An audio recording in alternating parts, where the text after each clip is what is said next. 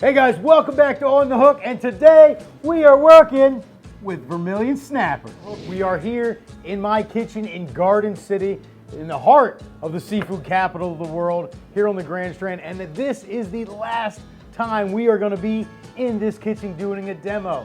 But never fear, we have an even better location lined up for you guys, and I'm so excited to share with you where we'll be next cooking these amazing treats. While we're here, I wanted to talk about our back wall. You guys have seen it before.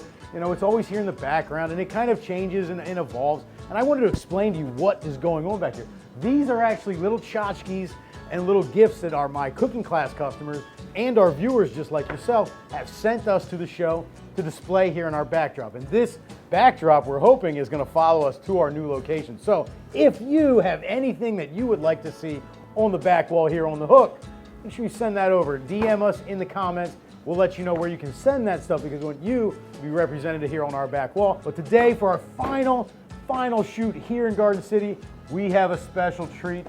Captain Marcus, fishing vessel Lady Madeline, who we are excited to hopefully get out fishing with very soon, got us this amazing Vermilion Snapper. Now, we've done episodes with Vermilion Snapper in the past, so if you haven't seen those, go back, check those out, learn a little bit more about what this fish is and what it means to the local fishing economy here on the Grand Strand, but we're going to briefly talk about it now.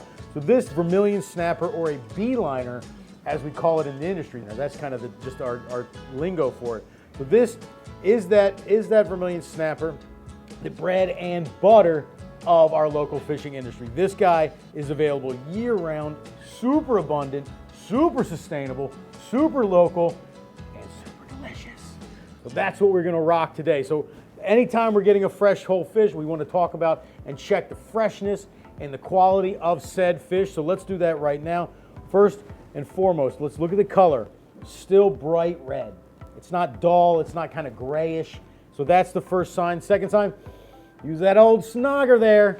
That is the best tool that God gave you to check the freshness of fish. You're just going to smell it. It shouldn't smell like fish. If your fish smells like fish, it's not fresh. Fresh fish smells like the ocean. It's got this salty kind of briny scent to it. It's really good. I wish you guys could smell it. And then we're going to open it up and check the gills out. See the bright red, almost like a burgundy color of those gills, and you see on both sides there? That is a really good sign.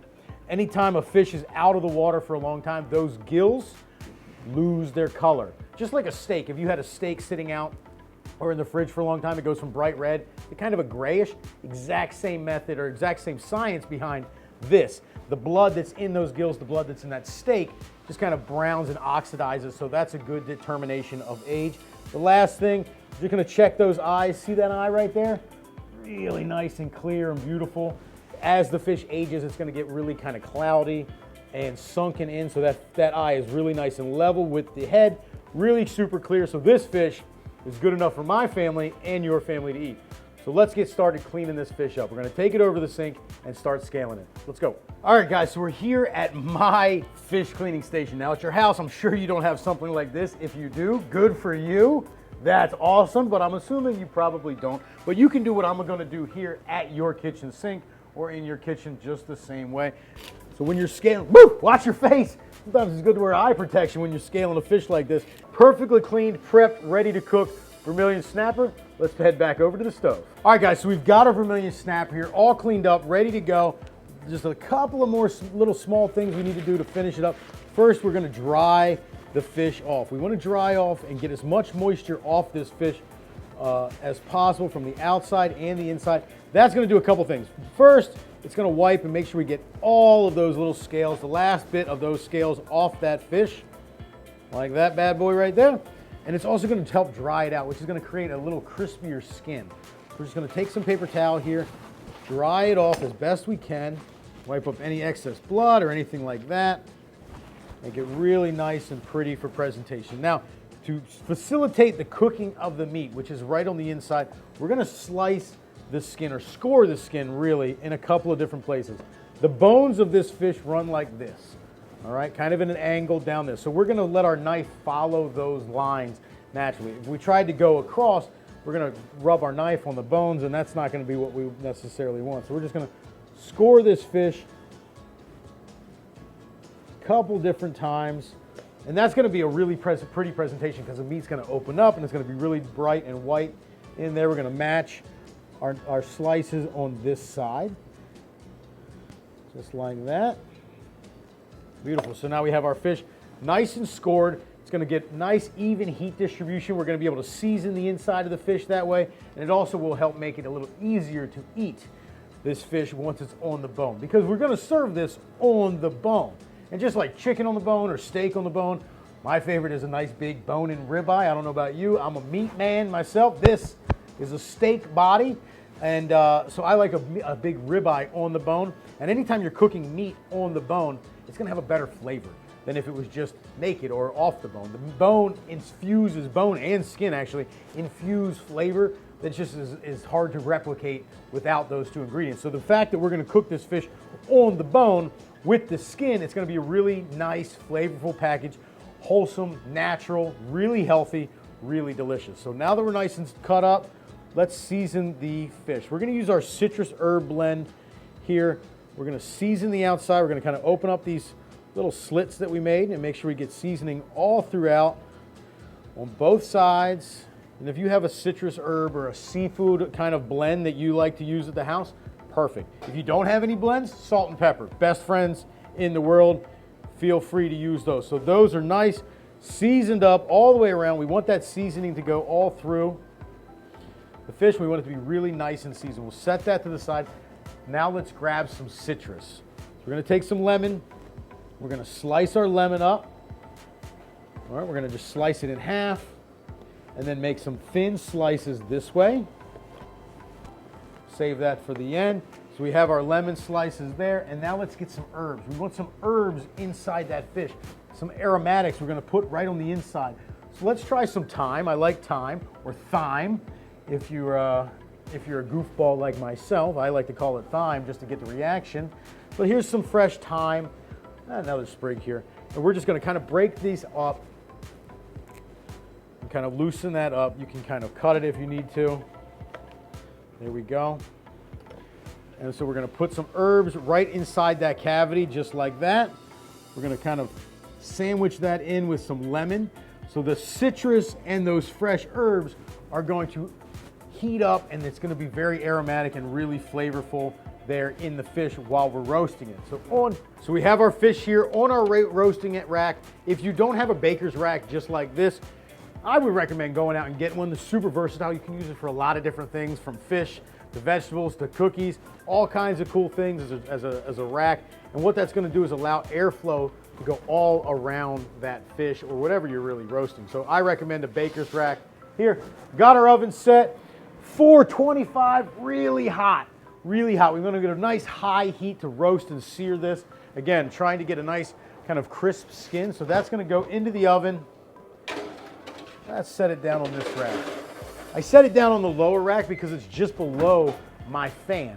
If you set a fish or anything above the fan when you're using the convection or the airflow in the oven, the airflow kind of misses the product. So if I like to set my fish or my whatever I'm roasting underneath of that fan, that way that airflow is going to go right over the top. Just a little tip here from my kitchen to yours if you would like. So let's get this out of the way because that's our dirty board with all of our herbs and fish goo on it. We don't want that. Let's prep our side dish while the fish is working.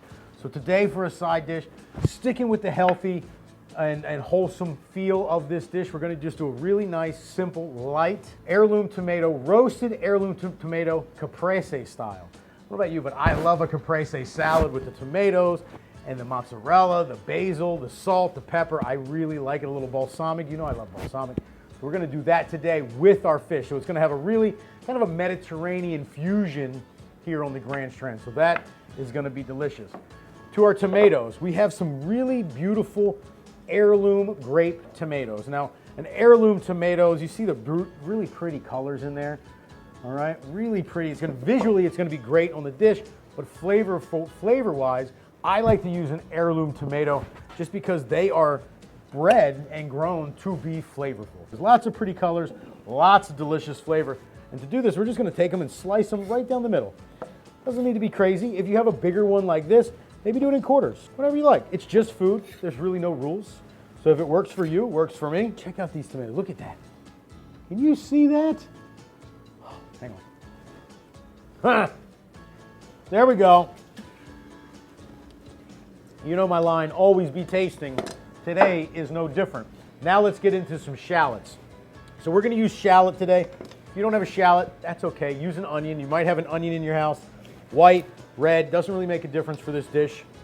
We're going to saute it anyway. But I like shallot. Shallot's a little bit more mild. It can be used raw or cooked applications. So I'm going to go with the shallot today. Take the top and the bottom off. We're going to then split it down the middle, and now we're going to peel it. Because we're going to dice this up really fine, actually a mince more, it's okay to peel it once you split it. Splitting it is going to help you peel it a little easier and a little faster. And the faster you work with onion or shallot, the less it's going to make you cry. I don't know about you, but onions and shallots tend to make me cry. Maybe I'm a little bit of a sissy, I don't know, but they make me cry. So the faster we work with them, the better. So we're going to take that half, we're going to just slice almost all the way through. You see, I'm not going all the way through the shallot or the onion. I am going all the way through to the board, just not all the way through there. So I'm doing that because now it is nice and sliced up, but it's still kind of intact. So it makes it really nice and easy to keep in one piece. Turn it, and now go that way. There you go. All right. So we have our shallot prepped there. We're going to get a little bit more of our fresh herbs. Let's get some basil. Let's get some basil out here. I'm just going to kind of tear up some basil, get that ready. And now some fresh chives. I love fresh chives in the onion family. So we're going to slice these chives up. There you go. So we have our chives, we have our basil, we have our shallot, we have our tomatoes. I think we're ready to cook. Let's head on over to the stove. All right, guys, so we're here at the stove, about to start our Caprese sauteed heirloom tomato side dish. That's a mouthful, and it's gonna be delicious. But anytime we start cooking, you know I have to ask myself a question. Self, what is the job of the oil today? Is the job of that oil just to literally transfer heat from point A to point B? Or is the job of the oil to be part of the dish and be kind of a flavorful component? Today, because we're gonna saute our tomatoes in the oil, the garlic, the shallots, you name it, we want to use a flavorful oil. We're not really necessarily worried about just searing the product. If we were just worried about searing, we would use a vegetable oil, an avocado oil, peanut oil, canola oil, you name the kind of oil, something with a really high smoke point so that it's not gonna burn. But because we're gonna kind of cook on a lower heat and we're more worried about flavor instead of browning, we're gonna use a nice quality olive oil today. So self, what is the job of the oil? The job of the oil is to be part of the dish, so we're gonna go with an olive oil.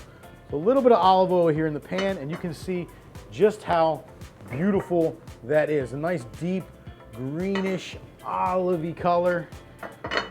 And it already smells so good. To this, let's take our shallots that we chopped up. Start with our shallot right into the pan. All right, just starting off on a low heat. There we go. Kind of move that around. To this, we're gonna add some garlic. Now, I'm gonna tell you a little secret here. And don't tell anyone. I'm gonna use already minced up garlic. The stuff you get in the jar in the grocery store. What? Chef? It's okay.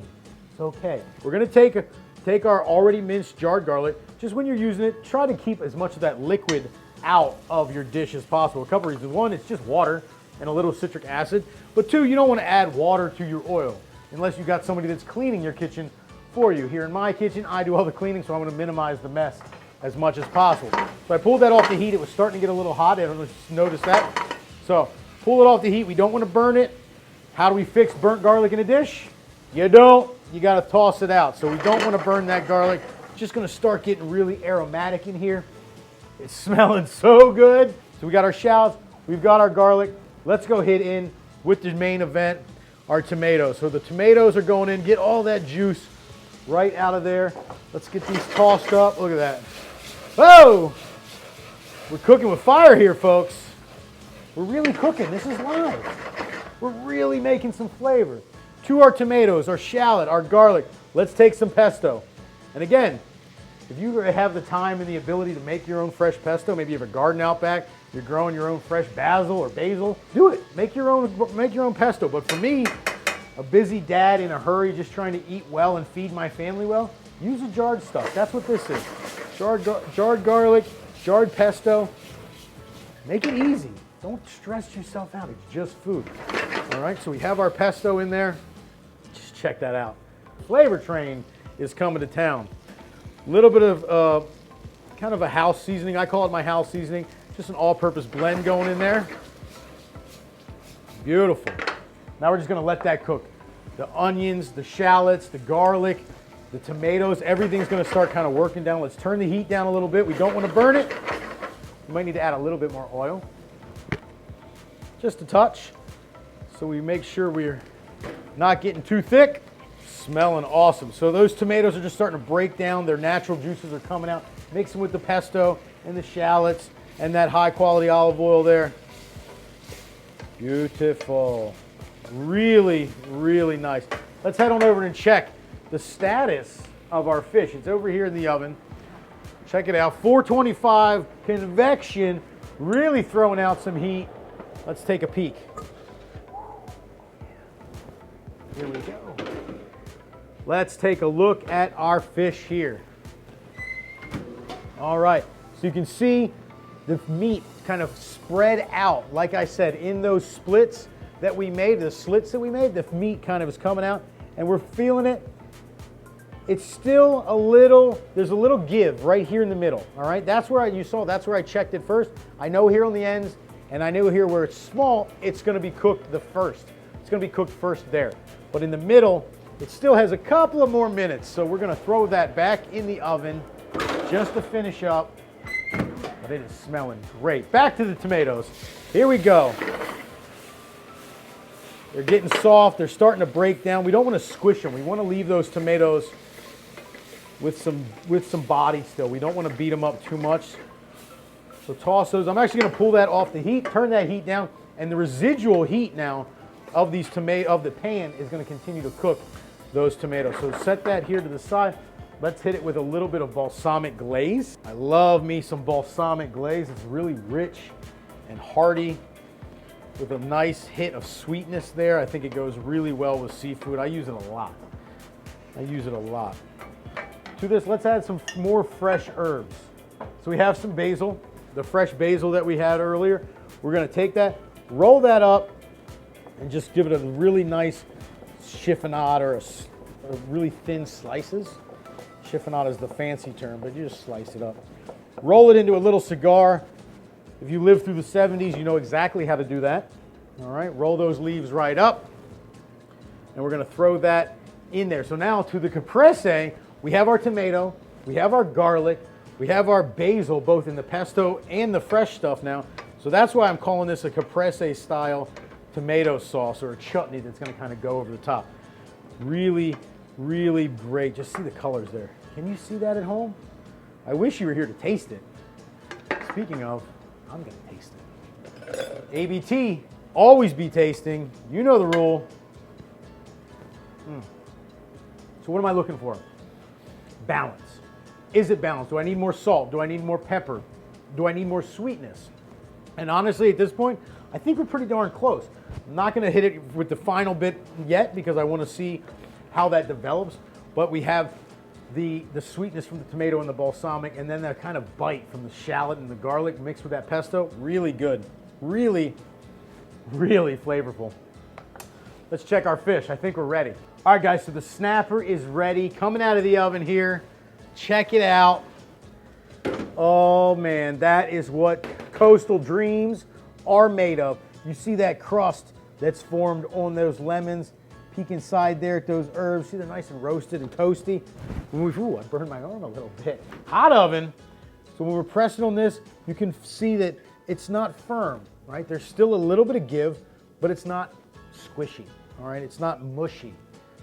Beautiful. You can see the meat here coming through. The juice that's coming out of that is nice and clear, a little bit of white. That's what we're looking for there. That is a beautifully roasted snapper. We'll just make sure we're nice and free here before we plate it up. So just gently break it free from that baker's rack. If it does start to stick, I like to spray a little bit of maybe Pam spray or non-stick spray on my spatula, and then just really gently start to wiggle that free, and you should be able to get it without it sticking there. So that is our fish ready to go. Let's get our plate here. Really simple dish. We're letting the fish talk. We're not going to overload it with a lot of complicated flavors and hoopla. So we're going to have a really simple plating here. So just scoop that fish right here, right there on the plate. Really dramatic, really pretty plate, not to mention flavorful. So there's our fish. Let's take our tomato topping. Look at that. Those heirloom tomatoes, balsamic, pesto, garlic, shallots, fresh basil. Right inside there, we're going to take some fresh chives and throw those fresh chives right on the top, just for that pop of fresh green color. And then we're going to take some of that lemon that we cut earlier and squeeze some of that lemon right in there. I like to squeeze the lemon at the end instead of cooking with the lemon, because I find that when you add the lemon at the end as opposed to cooking with it, you're going to really preserve that fresh citrusy notes that you kind of are looking for with fresh citrus. So there's our sauce. Switch hands so you can see what I see. And now we're just going to kind of take some of that beautiful fish, beautiful tomato right down over the top. Oh boy. There we go. What's a caprese salad without the cheese? So you can do Parmesan, you can do mozzarella. For me though today, I'm doing a really nice Asiago. I find that it's a little creamier and a little bit more mild. And now, last but not least, a little bit more of our balsamic glaze right over the top. Whoa. And there you go, folks. Whole roasted Vermilion Snapper, local Myrtle's Inlet Vermilion Snapper with an heirloom tomato caprese topping or chutney over the top. That is a meal fit for a coastal king. How pretty. The pesto, the oil, the garlic, that balsamic drizzle at the end. I mean, that's a pretty dish. I made it. I'm a little biased, I know. But I think that's really great. So let's dig in. I'm tired of talking. So we're just going to come in here, go right through the skin. I want you to see this. I'm going to turn this around for you. Check this out. So the skin is nice and tender, a little crispy, and look at that. Just beautiful white meat right down to the bone. It peels right off the bone. That's what we want. We want that bone to flavor that meat. We want to get all of this right here. Get a little skin, get a lot of the sauce. Look at that beautiful yellow heirloom tomato. Big bite, big flavor, a big man. I'll see you in a second.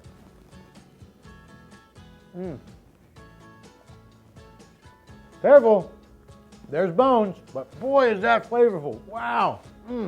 So, first off, the sweetness of those tomatoes, awesome. Out of the world, out of this world.